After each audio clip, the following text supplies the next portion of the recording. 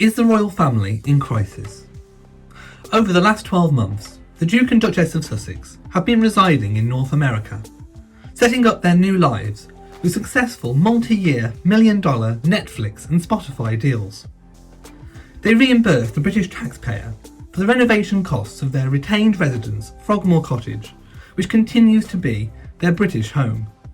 They purchased a new home in Montecito and launched their new Archewell non-profit charity. So to many, it came as no surprise when Prince Harry confirmed to the Queen, weeks earlier than the planned 31st of March year-in review date, that he and Meghan would not be returning to frontline working royal duties back in the UK and around the Commonwealth. The statement, released by Buckingham Palace, read, February the 19th, 2021. The Duke and Duchess of Sussex have confirmed to Her Majesty the Queen that they will not be returning as working members of the royal family. Following conversations with the Duke, the Queen has written confirming that in stepping away from the work of the royal family, it is not possible to continue with the responsibilities and duties that come with life of public service.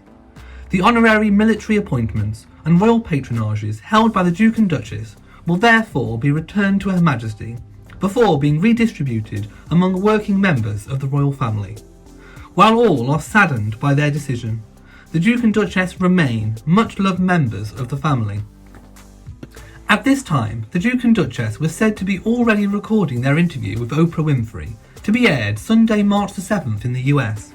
The Duke and Duchess responded to the Queen's statement only moments later via a spokesperson, saying, as evidenced by their work over the past year, the Duke and Duchess of Sussex remain committed to their duty and service in the UK and around the world, and have offered their continued support to the organisations they have represented regardless of official role.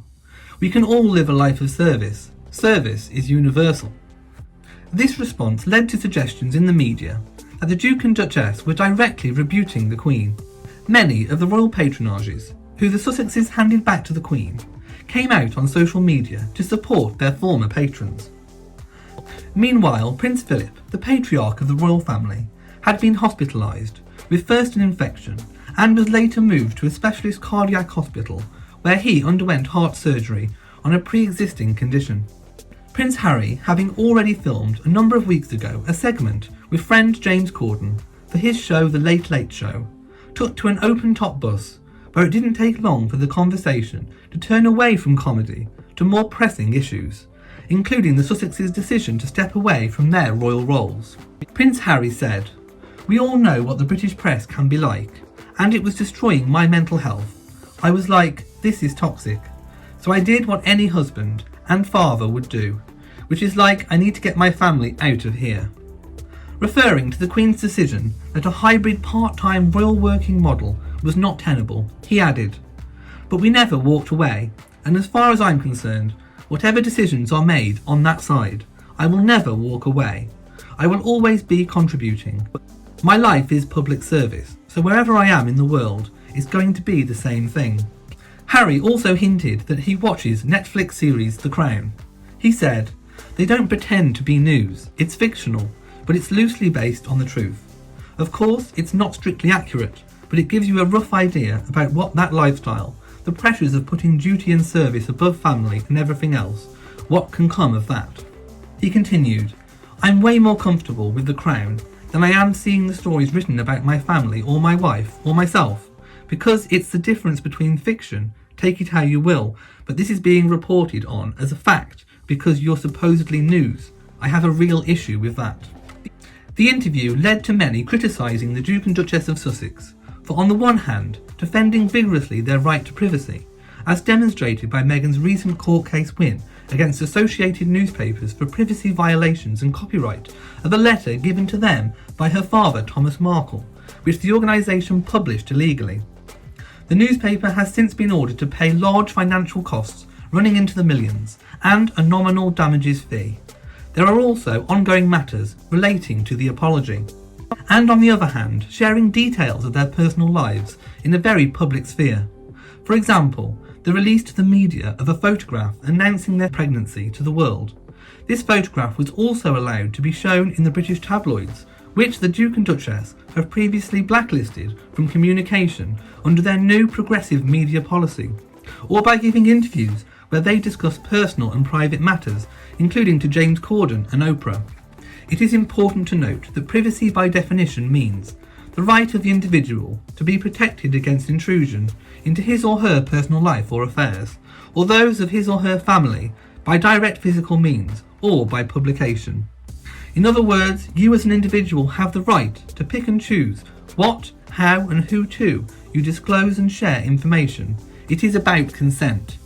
This, however, has not stopped many in the media from declaring these choices as being hypocritical. Broadcaster and friend of the Duchess, Gayle King, spoke of the upcoming Oprah interview, saying, "I've heard from reliable sources, this is Oprah talking, that it's the best interview she's ever done. I think that's saying something." The two promotional videos aired by CBS gave a first look at the depth of the interviews that took place. In one clip, Winfrey tells viewers, "Just to make it clear to everybody, there is no subject that is off limits. Were you silent or were you silenced?" Winfrey is heard asking the Duchess.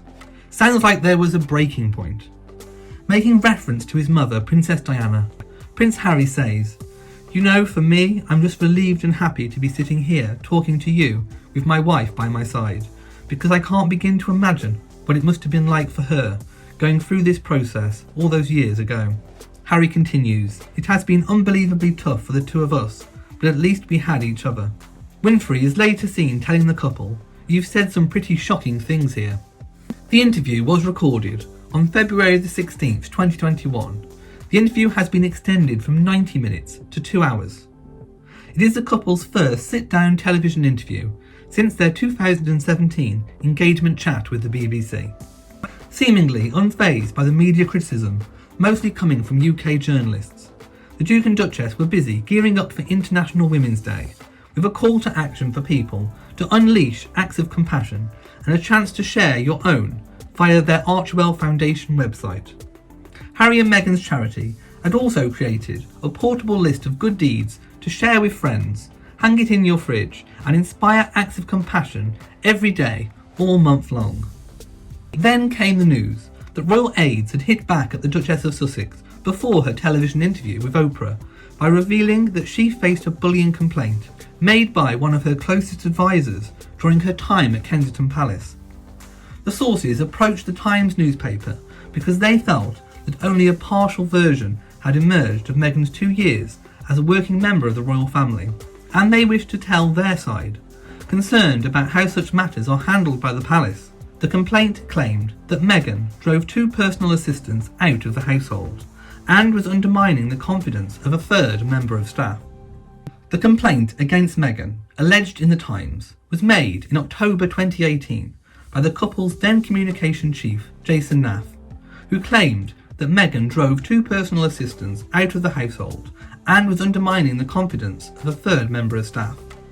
At the time, Mr Naff was running the communications at Kensington Palace for both Prince William and Catherine and Harry and Meghan.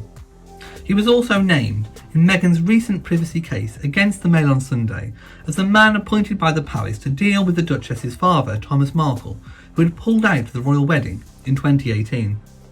According to the Times, Mr Naff took the move to protect staff who he claimed were coming under pressure from Meghan. The newspaper claims it has been told by a source that Prince Harry pleaded with his communications secretary not to send the complaint. The Times royal correspondent writes that he was approached by sources who wanted to talk about the turmoil which existed between the time of Meghan's arrival in 2017 and the couple's decision to quit as working royals in 2020. The Times says Mr Naff wrote an email to Prince William's former private secretary, Simon Case, after conversations with the royal household's HR chief. Previous stories during Meghan's time in the royal family hinted at discord with staff, but this is the first time that claims have been made about the complaint of bullying. In quick response to these new allegations against her character, the Duchess responded via a spokesperson. "Let's just call it what it is, a calculated smear campaign based on misleading and harmful misinformation. We are disappointed to see this defamatory portrayal of the Duchess of Sussex given credibility by a media outlet. It's no coincidence that distorted several-year-old accusations aimed at undermining the Duchess are being briefed to the British media shortly before she and the Duke are due to speak openly and honestly about their experience of recent years. In a detailed legal letter of rebuttal to the Times, we have addressed these defamatory claims in full, including spurious allegations regarding the use of gifts loaned to the Duchess by the Crown. The Duchess is saddened by this latest attack on her character, particularly as someone who has been the target of bullying herself and is deeply committed to supporting those who have experienced pain and trauma. She is determined to continue her work, building compassion around the world, and will keep striving to set an example for doing what is right and doing what is good. Buckingham Palace released their own statement regarding the allegations made against the Duchess, saying, "We are clearly very concerned about allegations in the Times following claims made by former staff of the Duke and Duchess of Sussex. Accordingly, our HR team will look into the circumstances outlined in the article. Members of staff involved at the time, including those who have left the household, will be invited to participate to see if lessons can be learned. The royal household does not and will not tolerate bullying or harassment in the workplace. It is important to note that neither the Sussexes nor Buckingham Palace has denied that a bullying complaint about Meghan was made to the HR department at the royal household, nor have they denied that it was filed by the then Communication Secretary at Kensington Palace. Those close to the Duke and Duchess of Sussex say that the bullying complaint was submitted by Mr. Knapp on behalf of 2 other employees without their knowledge. Those same sources say the complaint was rescinded when those 2 staff found out about it, and that is why the HR department at the palace took the matter no further. That version of events is emphatically denied by those who are close to the alleged victims. Buckingham Palace, meanwhile, has officially refused to comment on the claims. CBS then chose to release a third clip from the Oprah interview, where Winfrey asks the Duchess, "How do you feel about the palace hearing you speak your truth today?" She replies, "I don't know how they could expect that. After all of this time, we would still just be silent if there is an active role that the firm is playing in perpetuating falsehoods about us. And if that comes with risk of losing things, there is a lot that has been lost already." There has also been intense media scrutiny of the Duchess for wearing a pair of earrings at a formal dinner during part of a royal tour in Fiji 2018. Meghan wore earrings given to her by Crown Prince Mohammed bin Salman of Saudi Arabia 3 weeks after the murder of journalist Jamal Khashoggi. This was highly publicised in the media back in Britain, and accusations of the Crown Prince's direct involvement were persisting from the very outset. Later it would be confirmed that the accusations were true. At the time, Kensington Palace said that the earrings were borrowed, but did not clarify from whom. Bloggers eventually identified the earrings brand in January 2019, and an expert then revealed that the generously sized multi-tier earrings could be worth up to £500,000. The truth was that the earrings had been a gift from the Crown Prince to Meghan and Harry for the occasion of their wedding, therefore as an official gift or property of the Crown, which at the time could be retained by Meghan to wear as she sees fit, but she could not sell them as an asset. Lawyers for the Duchess of Sussex have now told the Times that she may have stated they were borrowed, but did not say they were borrowed from a jeweller, and denied that she had misled anyone about their provenance. The British royal family are often used by the government of the day as a soft power in international relations. Meetings between members of the royal family have in the past and still are essential and sanctioned by the government as officially representing the country. Gifts from Saudi royals, including jewellery, are legitimately accepted and recorded as Crown property. It is also important to note that accusations of institutional racism and bias have been made towards the British media when it comes to the reporting of Harry and Meghan. Also questions asked relating to why the monarchy did not outwardly defend Harry and Meghan against such reporting. The royal family motto of never complain, never explain has never been tested to these limits before. The upcoming Oprah interview will surely reveal many details about Harry and Meghan's time within the royal family, from when they first met to when they took the decision to step back. So, is the monarchy in crisis? The monarchy has survived 1,000 years of conflict and change. The recent developments are but a drop in the ocean for one of the world's most well-known monarchies. They have survived civil wars, threats of foreign invasion, the dissolution of monarchy itself, and an abdication crisis, to name but a few. However, it is the royal family's strong sense of duty and service to the country they derive their great luxury and privilege from that endears them to the public they serve. Crisis? What crisis? Thank you for watching this video. If you have enjoyed it, then please give it a big old thumbs up. Don't forget to share on social media, and also hit the notification bell so that you know whenever I upload a new video. Also, please do remember to subscribe to the channel. So, from me in Shropshire, goodbye.